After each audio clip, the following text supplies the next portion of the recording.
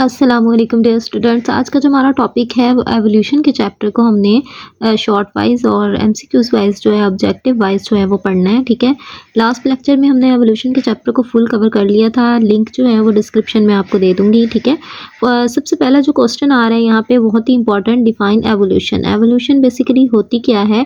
The change over the time. ठीक है, जो चेंज आ रहा होता है ओवर द टाइम, टाइम गुजरने के साथ, in a species is called evolution. ठीक है, यहाँ पे हमारे पास किसी पॉपुलेशन में चेंज आ जाना, किसी स्पीशी में चेंज आ जाना, ठीक है, उसके बॉडी फॉर्म में चेंज आ जाना, वो क्या कहलाता है? एवोल्यूशन कहलाता है। ठीक है, what is the theory of acquired characters?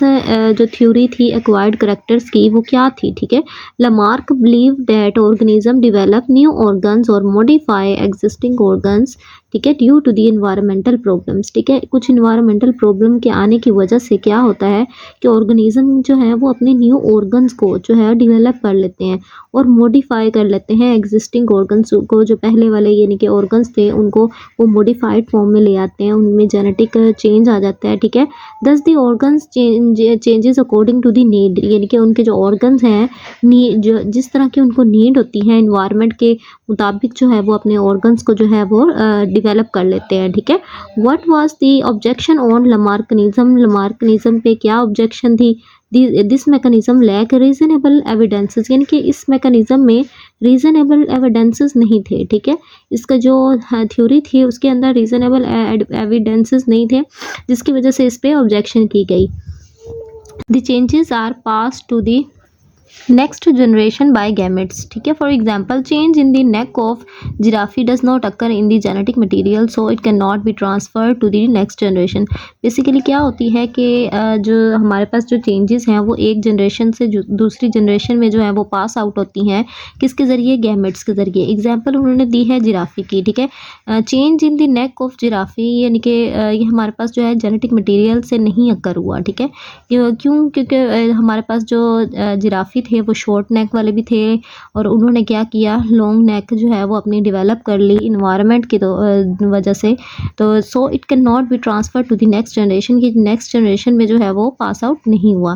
ठीक है, what is the theory of uniformism? यानी कि यूनिफॉर्मनिज्म की जो थ्योरी थी वो क्या थी? According to this theory forces of wind, rain, rivers, volcanoes and geological uplift shape, यानी कि change the shape of the today. ठीक है, तो यहाँ पे हमारे पास शेप का वर्ड आएगा, यहाँ मिसिंग है। ठीक है, तो ये जो सारी फोर्सेस हैं इन्होंने क्या किया, हमारी अर्थ को जो है, अर्थ की शेप को जो है वो चेंज किया। ठीक है, they have also changed the earth in the past, past में बहुत ज़्यादा चेंजेस लेके आई थी ये फोर्सेस, और नेक्स्ट जो है ये हमारे पास वो भी बहुत सी चेंजेस लेके आती हैं। ठीक है, ये जो सारी फोर्सेस होती हैं, हवा जो है वो भी लेके आती है, रेन, रिवर्स, बहुत सारी चेंजेस हमारी अर्थ में इनकी वजह से होती है। ठीक है, what is a fossil? Fossil क्या होता है? Histological dead remains of the organism और their imprints preserved in the rocks are called fossils. Histological जो डेड रिमेन्स होते हैं ऑर्गेनिज्म के और उसके जो इम्प्रिंट्स और निशान होते हैं रॉक्स के ऊपर, वो क्या कहलाते हैं? फॉसिल्स कहलाते हैं। ठीक है, what was the concept of people before the Darwin? ठीक है, डार्विन से पहले पीपल का यानी कि लोगों का क्या कॉन्सेप्ट था? इट वाज बिलीव दैट, वो बिलीव करते थे, रिमेन्स ऑफ द एनिमल्स, यानी कि जो बच्चे कुचे जो एनिमल्स हैं were formed by catastrophic events, यानी कि कैटास्ट्रॉफिक जिस तरह के फ्लड्स आ जाते हैं, वोल्केनो इरप्शन होती है, तो इन इवेंट्स की वजह से जो है ये जो एनिमल्स हैं ये बच पाए हैं। One of the catastrophic events was the Noah flood, यानी कि ये नेम है नो फ्लड का, कि इसमें से जो एक जो है नो फ्लड है। ठीक है, what was the advantages of the turtles with the shorter next? ठीक है, शॉर्टर नेक्स वाले जो टर्टाइज थे, ठीक है, तो उसको क्या एडवांटेज था? ठीक है, उनको क्या फ़ायदा था? They live in the मोस्टर regions, यानी कि मोस्टर रीजन्स में ये रहते थे। This region does not favour the tortoise with the longer necks. ठीक है, ये जो रीजन था ये जो है लॉन्गर नेक्स वाली जो टर्टाइज थी उनको जो है वो फेवर नहीं करता था, उनके लिए ये नहीं सूटेबल था। ठीक है, therefore the shorter necked tortoises जो है सर्वाइव कर गए इन दिस रीजन, यानी कि शॉर्टर नेक वाले जो टर्टस थे वो सारे जो थे सर्वाइव कर गए थे। लॉन्गर नेक वालों के लिए ये रीजनेबल नहीं थे, ये फेवरेबल नहीं थे। ठीक है, ये जो लॉन्गर नेक वाले टॉर्टॉइस थे वो जो है सर्वाइव नहीं कर पाए, ठीक है। What is the adaptive radiation? Adaptive radiation क्या होता है? The formation of new forms from an ancestral species in response to the opening of a new habitats is called adaptive radiation, ठीक है। एक फॉर्मेशन है न्यू फॉर्म की, ठीक है। एंसेस्टर से जो है वो न्यू फॉर्म की जो फॉर्मेशन होनी है in response to the opening of a new habitat, और न्यू हैबिटेट के रिस्पॉन्स की वजह से ये होना है, ठीक है। तो ये हमारे पास क्या कहलाता है? अडेप्टिव रेडिएशन, यानी कि हम इन्वायरमेंट से जो है अडेप्ट कर रहे हैं, ठीक है। तो ये हमारे पास अडेप्टिव रेडिएशन कहलाता है। How does artificial selection give the idea of natural selection to Darwin, ठीक है। जो आर्टिफिशियल सिलेक्शन थी उसने क्या आइडिया दिया था डार्विन को नेचुरल सिलेक्शन के बारे में, ठीक है। He was interested in the success of breeders, ठीक है। These breeders develop the desired variation in the plants and animal stocks.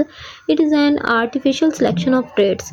Basically क्या है कि ये Darwin thought that similar selection में अकर इन नेचुरल वर्ल्ड। इसका ये मतलब है कि हमारे पास जो वो इंटरेस्ट किस में उसका था? ब्रीडर्स में, ठीक है। सक्सेस ऑफ ब्रीडर्स में। दीज ब्रीडर्स इन्होंने जो है डिज़ायर्ड वेरिएशन जो है वो डेवलप कर लिए थे एनिमल और जो प्लांट्स हैं उसकी जो स्पीशीज़ हैं उनके जो स्टॉक्स हैं उसके अंदर ये जो है ब्रीडर्स इन्होंने न्यू जो है वो डिज़ायर्ड करेक्टर जो है वो डेवलप कर लिए थे, ठीक है। तो ये हमारे पास बेसिकली एक आर्टिफिशियल सिलेक्शन ऑफ ट्रेड्स, ये कि आर्टिफिशियल सिलेक्शन थी ये। तो ये जो डार्विन था ये थॉट करता था कि ये सिमिलर सिलेक्शन जो है मे अकर इन नेचुरल वर्ल्ड, इसी तरह की सिलेक्शन जो है वो नेचर में हमारे जो है वो अक्कर होती है। What is meant by adaptation? Adaptation क्या होते हैं? The adaptations are defined as the characteristic that increase the potential of an organism of species और species to successfully reproduce in a specified environment. Basically क्या होता है adaptation? Adaptation वो होते हैं, वो करेक्टर होते हैं, वो करेक्टरिस्टिक होती हैं जो हमारी जो ऑर्गेनिज्म है वो डेवलप कर लेते हैं सक्सेस अपनी जो है स्पीशी को सक्सेसफुली जो है रिप्रोड्यूस कराने के लिए उस इन्वायरमेंट के अंदर, ठीक है। तो जो वो करेक्टर्स जो हैं वो अडेप्ट करते हैं तो वो जो प्रोसेस है ये अडेप्टेशन कहलाता है, ठीक है। व्हाट इज़ मेंट बाय अडेप्टेडनेस और फिटनेस, ठीक है। तो ये हमारे पास क्या है? अडेप्टेडनेस और fitness is a measure of capacity for the successful reproduction in a given environment. ये हमारे पास मेजर होती है ऑफ अ कैपेसिटी, किस चीज़ की? Capacity of successful reproduction. Reproduction की जो है सक्सेसफुल उसकी कैपेसिटी और को मेजर करना, ठीक है, ठीक है। वो क्या कहलाती है इन्वायरमेंट के अंदर? ये हमारे पास अडेप्टेडनेस और फिटनेस कहलाती है, ठीक है। Name the different geographical regions. Geographical regions के नेम बेसिकली 6 हमारे पास जियोग्राफिकल रीजन्स होते हैं। पहली आर्टिक, ठीक है, Ethiopian, oriental, Australian, knee Arctic and new tropical, ठीक है। तो ये 6 रीजन से जियोग्राफिकल। नेक्स्ट जो है हम कुछ टर्म्स को देख लेते हैं, वो बहुत ही इंपॉर्टेंट है शॉर्ट क्वेश्चन वाइज, तो उनको देखते हैं। सबसे पहली जो है इंपॉर्टेंट टर्म वो हमारे पास एवोल्यूशन है, इसको हमने शॉर्ट क्वेश्चन में देखा है। अडेप्टिव रेडिएशन को भी देखा है और जियोलॉजी को देखते हैं। The study of earth is called geology, ठीक है। जो स्टडी ऑफ अर्थ है वो हमारे पास जियोलॉजी कहलाती है। एवोल्यूशन की दूसरी टर्म को देख लेते हैं। The change in the frequency of alleles in our population is called evolution. तो एक पॉपुलेशन के अंदर, एक स्पीशी के अंदर जीन फ्रिक्वेंसीज में चेंज आना, एलील्स में चेंज आना, तो वो हमारे पास क्या है? एवोल्यूशन कहलाता है। Frequency of alleles, abundance of a particular allele in relation to the sum of all alleles at that locus in a population is called frequency of an allele, ठीक है। तो ये हमारे पास क्या होता है कि एक पार्टिकुलर एलील की जो है अबंडेंस होना, ज़्यादा तादाद होना, to the sum of all alleles, यानी कि कुछ एलील्स की निस्बत जो है वो ज़्यादा एक एलील की जो है पार्टिकुलर अबंडेंस होना, ठीक है, पॉपुलेशन के अंदर।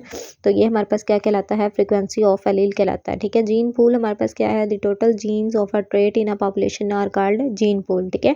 ये बहुत ही इंपॉर्टेंट है एमसीक्यूज वाइज भी, शॉर्ट क्वेश्चन वाइज भी, कि जो टोटल जीन्स होती हैं पॉपुलेशन के अंदर जो ट्रेट्स हैं उनकी टोटल जीन्स हैं वो क्या कहलाती है? जीन पूल कहलाती है। मॉडर्न सिंथेसिस क्या कहलाती है?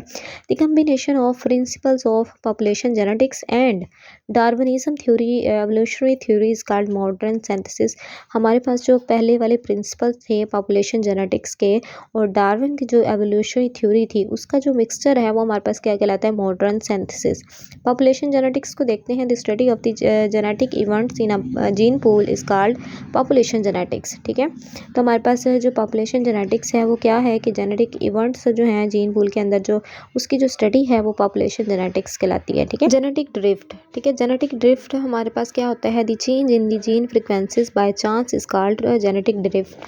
ठीक है, हमारे पास जो चेंज आता है जीन फ्रिक्वेंसीज में वो बाय चांस जो चेंज आता है वो हमारे पास जेनेटिक ड्रिफ्ट कहलाता है। ठीक है, जीन फ्लो को देखते हैं, the changes in the gene frequency due to the migration of individuals are called gene flow. ठीक है, एक चेंज आना जीन फ्रिक्वेंसीज में किसकी वजह से, माइग्रेशन ऑफ इंडिविजुअल्स की वजह से, तो ये हमारे पास क्या कहलाता है, जीन फ्लो कहलाता है। हमारे चैनल को ज़रूर सब्सक्राइब करते हैं ताकि आपको इस तरह की इन्फॉर्मेटिव वीडियोस जो हैं वो मिलती रहें।